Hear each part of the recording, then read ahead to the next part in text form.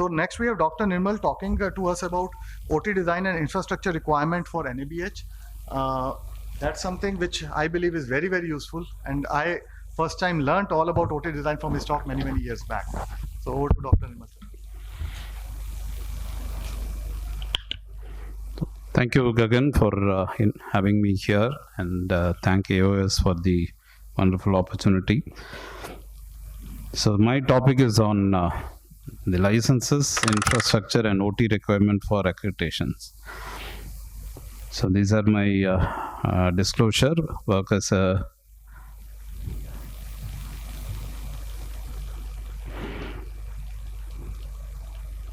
I've been with NABH as a AC committee member and principal assessor in the honorary capacity. As Gagan said, we are passionate about improving the quality of eye care services in our country.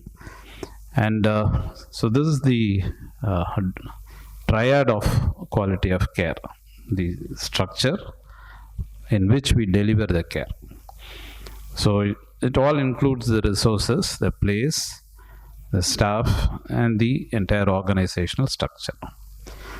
Process is how the care is provided, what exactly is done to the patient, and are the standards respected. And outcome is basically, we think in terms of visual outcome, but actually what patient thinks is his experience right from registration to the discharge process, and also follow-up care. So this is where our perception differs. So good structure, as we all know, increases likelihood of good processes, and good process increases likelihood of good outcome. So this is basically on which this triad is the base of entire accreditation structure. So most of the early questions around accreditation or even the HOPE module is, what are licenses should we have? And that's the most difficult and common pain points for the accredited as well as hospitals going for accreditation.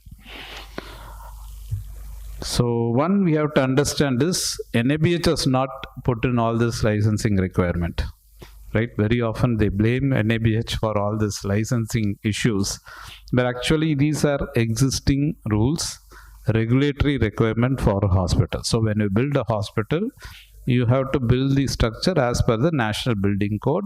This was evolved 120 years back. It's not new, right? Only when the hospital industry started picking up and the infrastructure requirements were regulated, the new National Building Code came. That was promulgated in 2016. So it's been existing right from 1937. Then every 20 years it has been revised. So basically hospitals would come under Group C1. So where these are coming under the public safety buildings. So since we deal with a lot of patients, their attendants, their staff, so a lot of human traffic involved in the hospital. So we need to have a common infrastructure, like corridors have to be wide enough to take a stretcher in and stretcher out. So you need to have the doors with door width 2 meters, which means you have to evacuate an immobile patient through that door without any help or without shifting the patient. Same way, staircase width 6.6 feet. So that's basically stretcher turning radius. So, and most of the fire exit doors should be fire resistant, so ensure patient safety. So this is basically National Building Code. You have to build the hospital as per this National Building Code. Your architect will help with this requirement.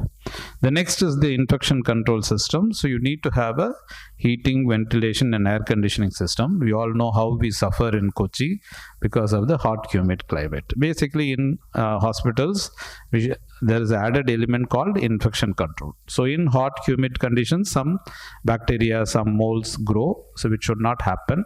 That actually increases the risk of hospital-acquired infection. So you need to add to the infrastructure infection control monitoring also. And again, for patient comfort, there should not be any noise or vibration. The air conditioning system should be safe. And also from the promoter's point of view, there should be energy conservation. while installing and commissioning. So all these are covered under the National Building Code, Section 8. So the next regulation was recently adopted by many states. Since health is a state subject, it has come under the Clinical Establishment Act. All the hospitals have to have registration under the Clinical Establishment Act. So this is what NABH standard expect, a mechanism to regularly update licenses, registration and certifications. So this is the standard format we suggest. So name of the license, valid from this date to this date. Some licenses are lifetime, some licenses are valid for only 1 year. So accordingly, we have to ensure there is a system for renewal on a timely basis.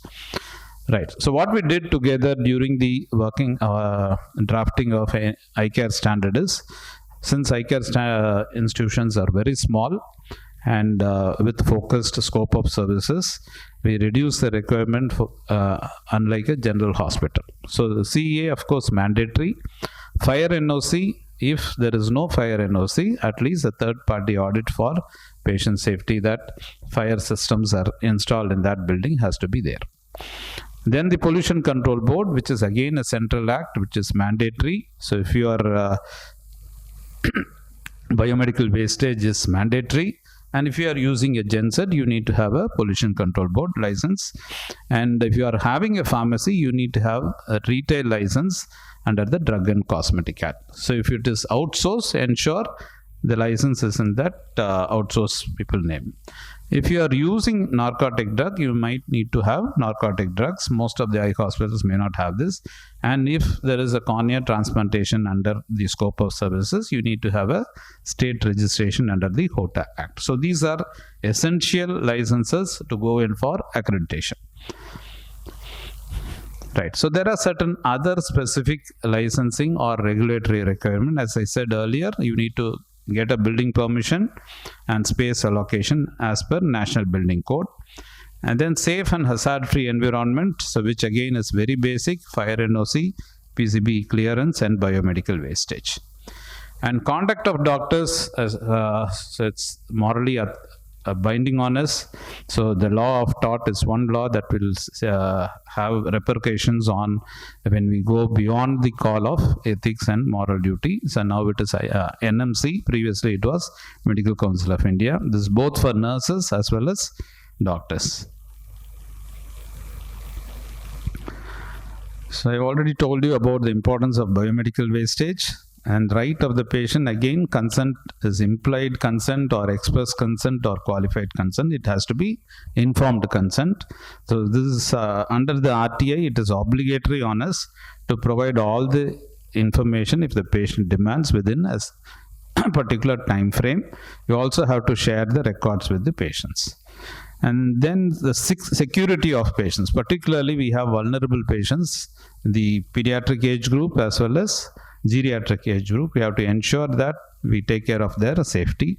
If you are dealing with a lot of pediatric patients, we need to have a system called Code Pink. So that is for child abuse as well as kidnapping. And under vicarious liability, the hospital administration is accountable and punishable if there is a deviation on this. Right. I think I've already told you about the Drug and Cosmetic Act and the NDPS Act. And the next one is the HR management. So if you have more than 10 people in your institution, you need to have ESI registration. More than 20 people, you need to have Provident Fund. And of course, the other requirements like Professional Tax, Gratuity, Minimum Wages Act have to follow as per the state norms. Right. So how does accreditation help in reducing medico-legal challenges? Good infrastructure is directly proportional to safe care. So that's where licenses help us to avoid all these legal issues. And good process, of course, documentation, soft skills and communication skills are very important. Licenses in place ensure safety, and structure and process gives good outcomes. So Gagan asked to speak about the infrastructure requirement for operation theatres. I'll just highlight because it's a long topic, but now this zoning is also come under the licensing norm. So previously it was only part of the accreditation standard, but now, so this is the Tamil Nadu Government Gazette. You can see that operation theatre space zoning equipment, staff, record keeping are all placed under this Regulatory Act, Clinical Establishment Act. So this is the directly from the Clinical Establishment Act draft. So you need to have minimum 160 square feet for providing critical care in the operation theatre. For eye care, this is the basic minimum space requirement. Added to that, you need to have at least 30% more space for the support structures. Right. And if you are having a critical area like operation theatre, it is mandatory. We have admission and discharge register, infectious register, and medical legal register in our hospital. Ensure all the systems are there. NABH standards may not prescribe this, but since this is part of licensing requirement, the hospital has to maintain all those things. And as I said, I can see that we come under the center, daycare center. Even most of our hospitals are daycare centers, so it is covered under the Center Act. It's not clinic or not hospital. Right. So this is the directly copied from the Clinical Establishment Act. So as I said earlier, 10.5 square meter. So in addition, circulation space of 30%. So what does the standard says? So basically it comes under these two chapters: hospital infection control and facility management and safety. So just briefly give you the overview in the next 2 minutes. Intent is to provide safe and secure environment for our patients as well as staff, and to handle any emergencies within the OT. And there should be a program of support service for the equipment and management. And this is another useful resource which me and Kumaran has written: operation theatres and sterilization requirement, design, consideration and standards for infection control. It was published in our TNOA journal. So it has been downloaded about 65,000 times now. So how to plan? The first requirement is we should not do any harm to the patients. So basically in eye hospital, the problem is the small structures. So it adds to the complexity, because in theatre we have to ensure that the design incorporates 3 different functions. One is it should be a safe, comfortable and calming space for the patients.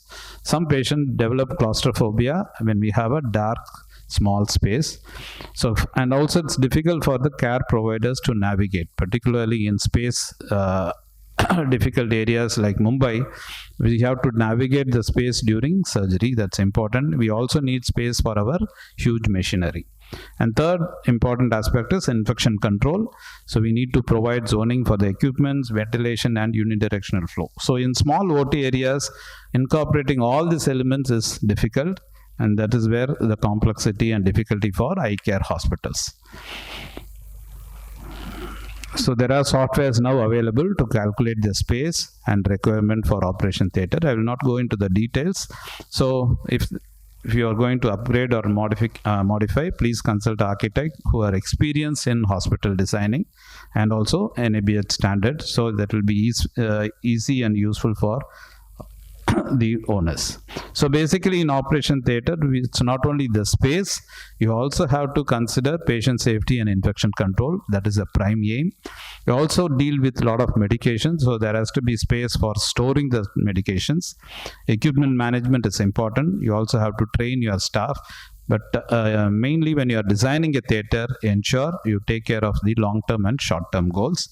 So, and also how we utilize this. This is one area where we'll be utilizing on a daily basis.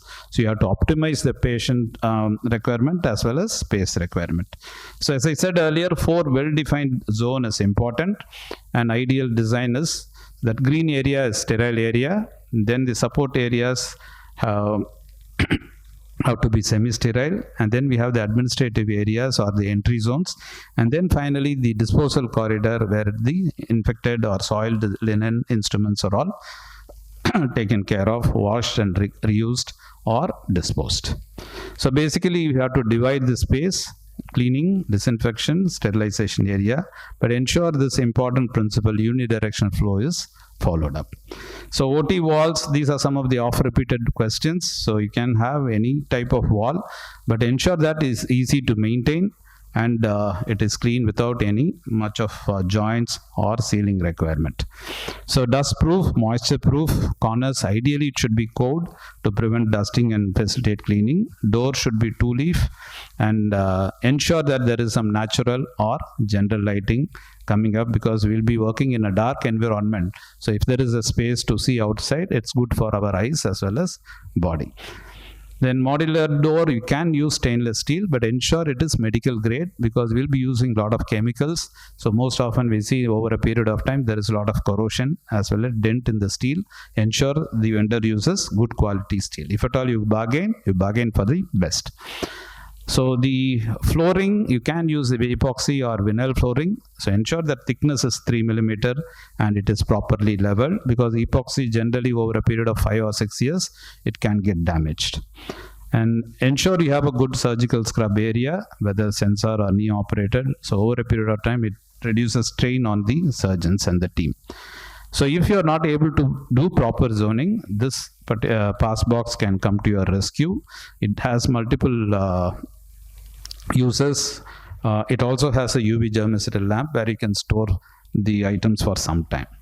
And I'll not go into the details of the air conditioning requirement, but generally the split ACs and window ACs are not recommended, because it's basically a recirculation unit, and there are pockets for microbial growths or molds formation inside these air conditioning units.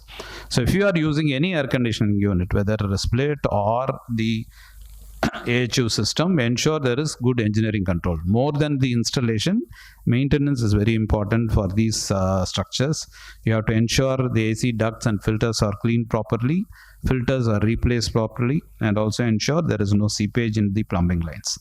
So infrastructure requirement for the OT as well as hospital is a legal requirement, and standards focus on patient safety and how you effectively use that space. Then it is important to reduce medical and surgical errors, and good infection control is important. It should be comfortable for all patients, staff and doctors. And over a period of time, maintenance takes a lot of costing. So you ensure that you install easy maintainable and cheap substances, and it also saves you from medical legal cases. So a well-designed planned OT will really help not only in accreditation, but also efficient management of your practice. So the time is always right to do what is right. Compliance with licensing norms, regulatory requirement is not just a legal obligation. It is a moral responsibility towards our patients and hospital. Thank you so much for your kind attention, and thanks for the opportunity.